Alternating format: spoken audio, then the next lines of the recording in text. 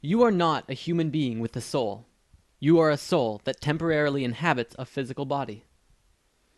Astral projection is probably one of the coolest things you will ever experience. Imagine this scenario. You're lying in your bed, eyes shut, completely relaxed and totally awake. After a few minutes, you feel your body becoming heavy and numb, and then you start rising up, floating a few feet above your bed. You look down and find that your physical body is sleeping peacefully on the bed. You notice that there is a glowing, pulsating bluish-white cord connected to your physical body. You are calm, relaxed, and awake. This is not a new experience for you, and you feel a blissful sensation of peace because you are now unchained from your physical shell. You are experiencing a joyous feeling of exhilaration and freedom from bounds. You look around the room and see that everything seems to sparkle. Everything seems to have life, more vibrant. You fly through the ceiling and into the sky and look down at your house, becoming smaller and smaller. And soon you can see the curvature of the earth. You think of a friend of yours who lives across the world in Sweden. By thinking about him, you consciously go to him and you zoom across the world, and soon you're coming down into a house. You see your friend eating cookies at his computer. He's wearing blue jeans and a white t-shirt. Soon you realize it's time for you to go back, and you think about your sleeping body. You find yourself back over your house, slowly moving down into your bedroom, and then back into your sleeping body. You wake up and go to your computer. Your friend is on Skype, and you tell him what you just saw in your dream. Your friend gapes in amazement. "That's absolutely right," he says. My friends, welcome to the world of astral projection.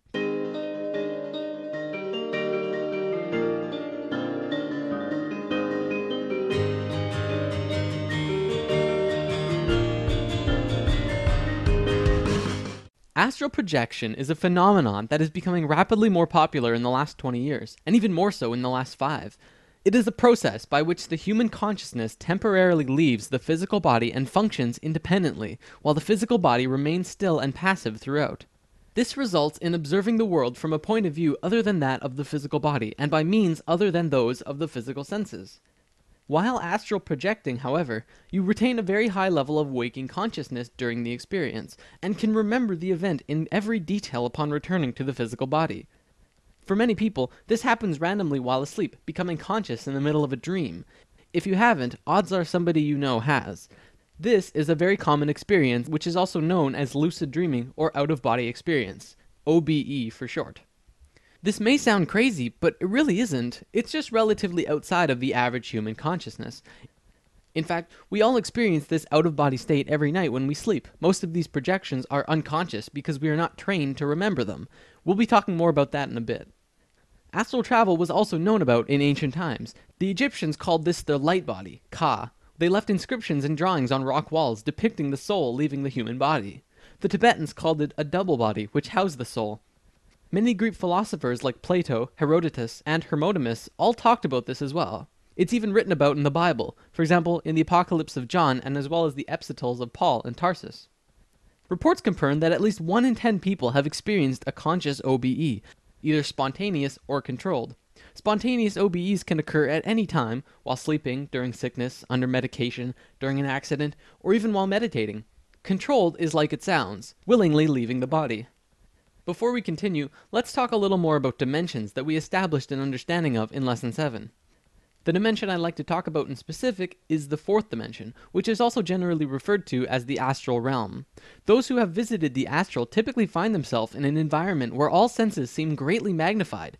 These senses are not our normal physical senses, but inner astral senses. Thoughts can actually be seen to take shape instantly, and anything desired can be manifested by means of the powers of the imagination in the very process of creation. It is the ultimate place for true creation to take place, because you are only limited by yourself in what you can create. The astral plane vibrates at a much higher frequency than the physical plane. There is no gravity, or at least if there is, you're not bound by it. You're existing in these higher dimensions all at once, though less in the higher ones than here. In Lesson 1, we talked about the thought realm. At that time, I couldn't really say 4th dimension. It would have made no sense. But ultimately, that's where your thoughts are manifested. Even right now, as you're watching this, you're manifesting thoughts or ideas into this realm. From my understanding, emotions manifest on the 5th dimension, or it could be the 6th, as they are much more powerful. When you visit the astral realm, you'll learn that it's basically divided into 3 sections. This spans across different dimensional overtones that we covered previously. They're usually just called lower, middle, or higher astral planes. The difference is their vibratory frequency. The lower astral plane is vibrating at a very low frequency. It's relatively dark and more primal. Some have described it as the places of Dante's Inferno, and others think of it as purgatory. Many lost souls reside here, but it's usually also where people go when they're dreaming, as well as where you're exploring when you are astral projecting, unless you know how to raise your own frequencies into higher realms. It takes a long time to get there, though. The middle realm is a plane full of double rainbows of vivid colors and exquisite beauty. It would be impossible to try and rationalize this place. Everything, including inanimate objects, have auras of energy emanating from them. Time is a great illusion to us, and in these realms, time will seem distorted. Many people have said that they are able to perceive past and future events. The higher astral planes are called the heavens by the Christians, and the Summerland by the spiritualists. This place is beyond comprehension for most people, but it is a very pure, angelic realm. In fact, this is where the angels reside. Oh yes, angels are real. Remember when I said you were existing on higher dimensions as well? Well, angels would be a part of your higher self. To this day, all over the world, people report of being visited by angels. This is where they're from. As the dimensional levels go higher and higher, less and less has been documented. For a few people have actually been there to write about them, and even those who have a hard time putting such experiences into human words. So, let's talk about some benefits of astral travel. First-hand experience gives us the unique opportunity to experience and explore beyond the limits of our physical senses. It gives us the ability to obtain first-hand knowledge of our existence. Recalling past lives. We learn more about ourselves by understanding our past lives. Most people on Earth have been reincarnating over and over for the past 13,000 years since the to-be-discussed fall I mentioned in Lesson 7. As we project more and more, we begin to have healthy recollections of past lives. Identify reasons for existence. You may even recall the purpose that you came to this lifetime on Earth for. This information can help us get to know ourselves better, overcome traumas, self-cure certain illnesses, and expand our sense of fraternity and universalism. Remember, you don't have a purpose except the one you give yourself. Do you remember what that purpose was? Flight. Probably the best part about astral projection. I've only had 4 or 5 out-of-body experiences personally, but in all of them, I just ended up flying around. One time, I even flew through space. In the astral, even the sky isn't the limit. You can glide through the air like a balloon, or Superman around the world at breakneck speeds. I can't stress enough how fun this is. If you're going to astral project, you'll probably just want to fly all the time. Meeting guides. You can meet up with your non-physical guides. They have had many names throughout history. Your higher self, your guides, your mentors, guardian angels, or simply your helpers. One time I was in meditation and I asked my guides to help me with astral projection, and they told me that they were helping, but I would still have to leave my body consciously on my own. Damn spirit guides. I wanted them to just pull me out. Other benefits also include overall well-being, a reduction in hostility, increased psychic abilities, accelerated personal development, inner calmness, an increased quest for answers, an increased respect and zest for life, meeting deceased loved ones, increased intelligence and memory recall, increased knowledge and wisdom, witnessing other realities, increased self-responsibility, increased spirituality, healing, and the biggest one of all, an understanding of life after death. Through astral projection, individuals are provided with irrefutable personal evidence that we are immortal. The physical body can die, but the consciousness lives forever. It reassures us that there is a life after death. People who have even one OBE are generally transformed, having a much greater faith in existence beyond the physical.